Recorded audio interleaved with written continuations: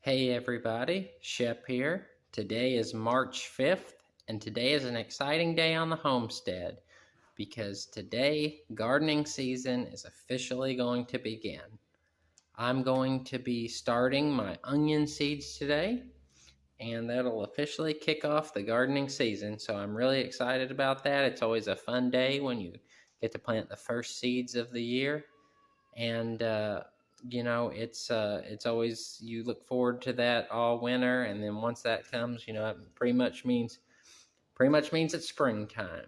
So like I said, today I'm going to be planting onion seeds. I'm going to be planting two varieties. The varieties I'm going to be planting are called Patterson, which is a yellow onion, and a variety called Red Carpet, which is a red onion.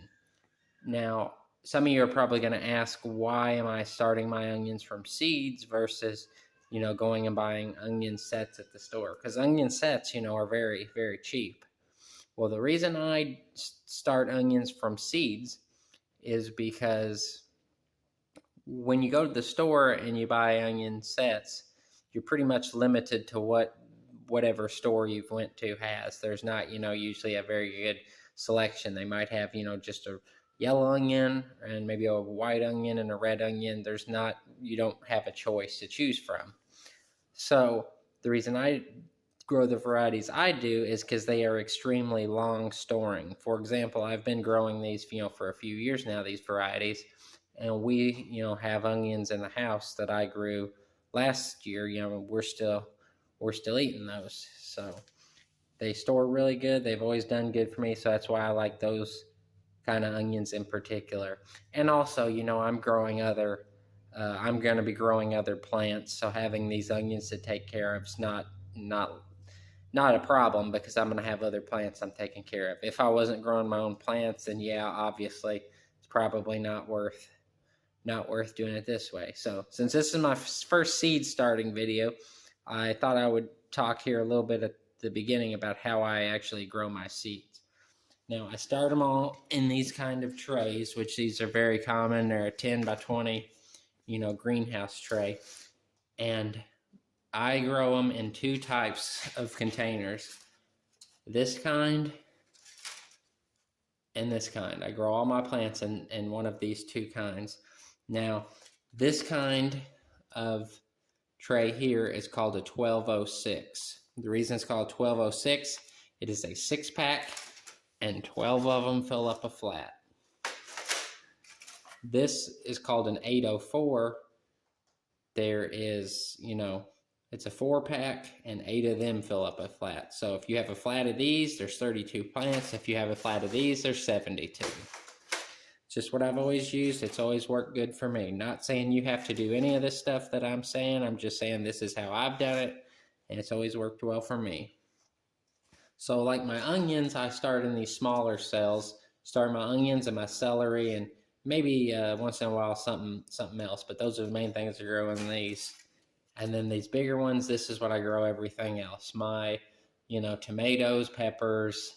I'm kind of drawing a blank, but everything else I pretty much start in here. So that's my main trays. Now, this year is going to be a lot different than how I've started stuff in the past. For example, I have never had any kind of grow lights or anything like that. So once I have started the plants in these trays, what I've always done is either put them in a window where they could get light, or when it's gonna be at least in the 40s outside, I will take these trays outside and then bring them back in at night, which obviously that is not the ideal thing. Those are not the ideal things to do because, one, most of the time they don't get as much light as they should, and two, it's a lot of work moving plants in and out. But this year is going to be a little bit different because I have some LED lights that I'm going to try. I just happen to have them. They're shop lights that I just happen to have. So I was going to buy specific grow lights, but the ones I was going to get the store was out of. So I happen to already have these lights, so I'm going to try them. According to videos on YouTube, they should work.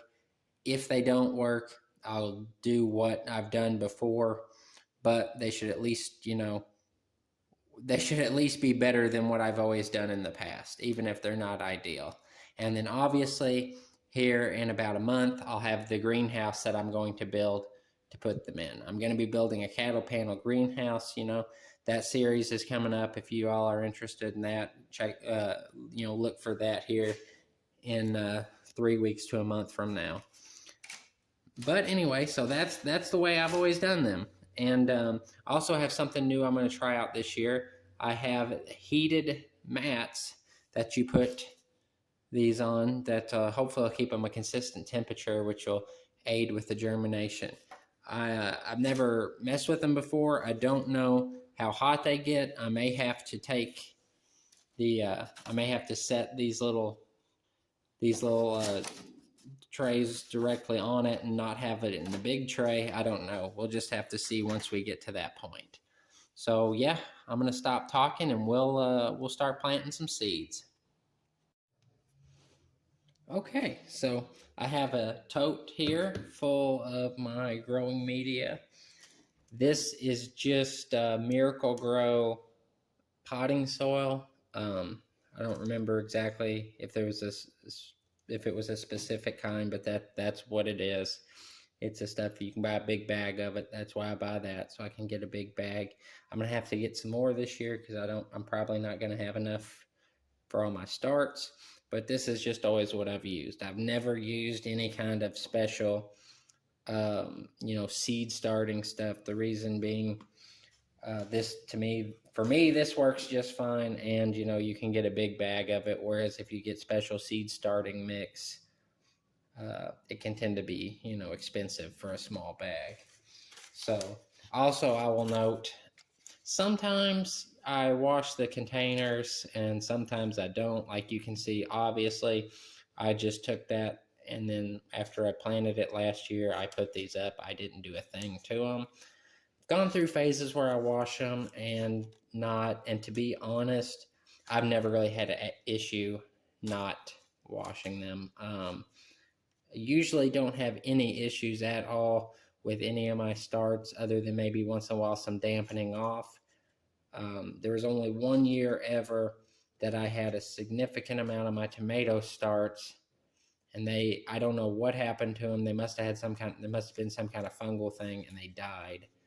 But that's been the only thing that I've ever experienced, and I don't know if that was because of this or not. So for the most part, I just do this because it's easier. But obviously, this isn't rocket science. The downside to using the potting mix is sometimes there's bigger chunks of, wood and small sticks, but you can just pick them out. It's not really an issue for me. Potting soil may not be, like I said, the ideal thing just because of that, but other than there being an occasional big piece of wood or something, that's really the only issue I've ever had.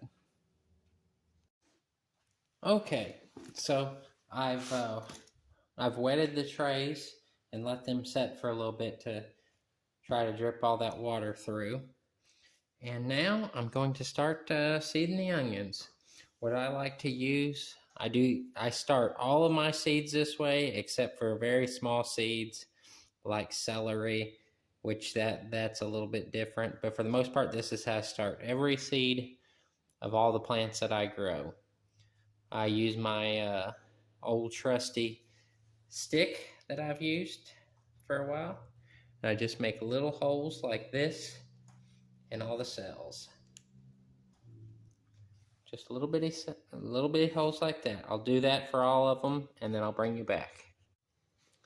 Okay, so I've went through every cell and dug about a 1/2 inch deep, probably not quite that deep, hole with my potting stick. And now it's time to put the seeds. Now I have these seeds and I also have a new packet. I like to do about 2 seeds per cell. Sometimes more, like these old seeds I might put 3. Yeah, you'll obviously have more than you need, but I like to plant extra just as kind of insurance that that more will grow. I mean, even though you buy them, in the grand scheme of things, seeds are pretty cheap. So I would just rather have more than I need than not enough. So this part here is not rocket science, just putting little seeds in a hole.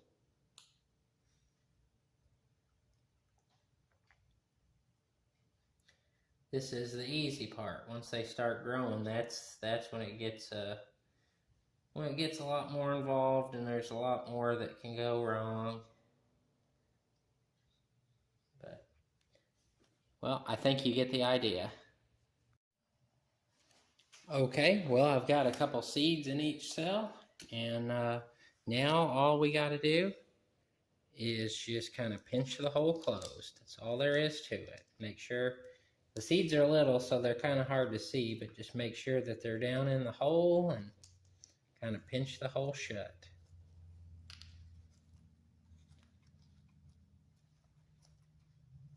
So as you saw, I have this tray, and then I have half of another tray. This whole tray here is going to be the yellow onions, and the other tray is going to be half yellow onions and half red onions. We don't really use a whole lot of red onions, so I don't need that many of them. But you kind of get the idea with this. Now I'll let you guys in on a little secret. So about 10 years ago, I worked at a greenhouse, and that's where I learned a lot about taking care of you know, seedlings and small plants and stuff. And I learned a trick. So I make my own plant tags. Okay, that's the ones I'll be using here. You can go out and buy plant tags, but you can make your own for very little money or practically free if you have the stuff. What I make my plant tags out of, these look familiar. These are window blinds. You may have some old window blinds lying around, or maybe some broken ones, especially if you have a cat in the house. And all you got to do is obviously, you know, cut them apart so that the strings are out of them. And then you can cut these to whatever size you want, and they make excellent plant tags. I don't have much experience using them. Like, if you wanted to use them all year, they work excellent for, you know, just small tags for seed starting. But that's a little trick you guys can use. I learned that at a greenhouse. We used to do that sometimes for some of our own stuff, and you know, just for starting stuff. But it's a very, very cheap and easy way to get plant tags. I think one time I even figured up, if you even went out and bought a cheap, you know, set of mini blinds, that it's actually still cheaper than if you went and bought, you know, a couple hundred plant tags. So that's a little trick. Well, I'm going to get the rest of these seeds covered up, and then I'm going to let my daughter help me plant the other tray. It's a half tray, but I'm going to let her help me with that. And then I'll show you guys later, once we get it set up, where these are going to go, and once we get them set on the germination mats. Here we are with all of our seeds that we started today. And this is my setup where I'm going to keep them, at least while they're in the garage here. I have this baker style shelf rack thing in here. And I think it'll be really good because I'll be able to hang my lights from it, and I'll be able to adjust them real good with the chains. And so yeah, this is the setup we got here. I have them on these right here. I only plan to have them on there until they germinate. Once they germinate, for me, I don't guess there'll be really any reason to leave them on. Here in the garage right now, it's 60 degrees, and these things say that they're supposed to keep them 10 to 20 degrees above the, I guess, room temperature. My garage is insulated good, so it's not, the temperature is not going to fluctuate a whole lot, so it should be pretty good conditions for them. And then once they sprout, then I'll put the lights on and I'll show you all that. So I hope you enjoyed this video. Maybe you learned something. Like I said before, I'm not trying to tell you how to do anything. This is just the way I have done it and how it works for me. My videos are just to show the way I do things. They're not how-to videos. So I appreciate everybody watching. Hope you guys will join me, through the rest of the gardening season. We're going to have a lot of videos coming up. Thank you to my new subscribers, and I hope everyone out there has a nice evening. Thanks for watching.